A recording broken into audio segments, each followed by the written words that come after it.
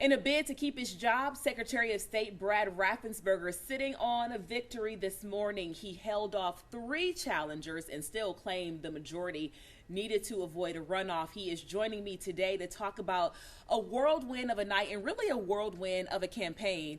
If you really want to be honest, a whirlwind of a past 2 years.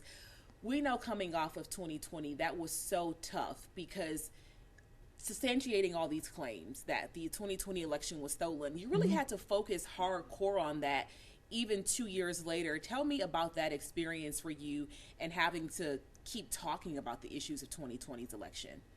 Well, over a year ago, I started traveling throughout the state from north, south, east, and west of Georgia, every part in between, just meeting with groups. It could have been a chamber, Rotary, Kiwanis, Republican County Party meetings, even Tea Party meetings, but explain what happened in the election of 2020 and how President Trump, came up short. And the bottom line is that 28,000 Georgians skipped the presidential race and yet voted down ballot in other races. And then I talked about the Election Integrity Act of 2021. We added photo ID for absentee voting. And then look at the turnout we had yesterday. I think confidence has been restored in the system and people understand that it's really easy to vote in Georgia, but also we have the appropriate guardrails to keep people from cheating. And so when we talk about the new voter law in Georgia, a lot of minority groups really looked at it as, oppressive and slight to those groups because they came out so strong in 2020, sort of like a reaction to their response there in 2020. But then we saw this big turnout. So there's still the debate on if it was successful or if it was a slight with the new voter ID laws, with the new, laws against the absentee ballots. So talk about your stance on that in response to the primaries. Well, number one, with the Election Integrity Act of 2021, we actually increased the number of days of early voting, now up to 17 days. Any county that wanted to could have 2 days of Sunday. That's 19 days. President Biden's home state of Delaware only has 10. So we actually increased early voting. Then we went with photo ID. Photo ID for absentee voting is something they've been doing in Minnesota, which is a blue state. They've been doing that for over 10 years. So us in Texas have gone to that model. There's now probably about 5 or 6, handful of states that are using photo ID because it's an objective measure. That restores confidence. When you restore confidence, then it's just going to have bigger turnout. And that's what we saw yesterday. We have security with confidence, and it all came together. We had record turnout for the primary.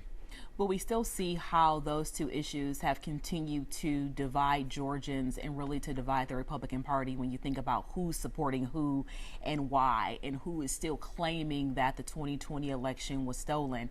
As we move to November, what's your plan to sort of shift your focus to what you actually want to campaign on? Well, the number one thing that I want to campaign on is an issue no one's talking about, but right now, Verified Action is suing us in federal court, and they want to stop us from doing citizenship verification.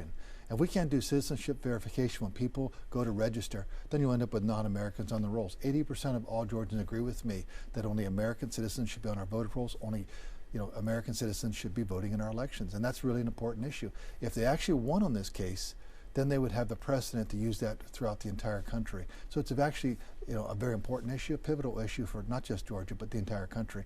And people's awareness on that isn't what it is, but I've been pushing back on these stolen election claims since 2018, when Stacey Abrams lost and she never conceded. Then in 2020, and we had just the flip side of the coin, different parties. But at the end of the day, my job is to follow the law, follow the Constitution. And this election was really about the truth. And the truth matters, and truth won out. All right, well, we will continue to watch you and follow your campaign up until November and hopefully learn soon who you will be running against on the Democratic side. We know it's been a long road for you. It keeps going, and we thank you so much for joining us. Well, thank you very much.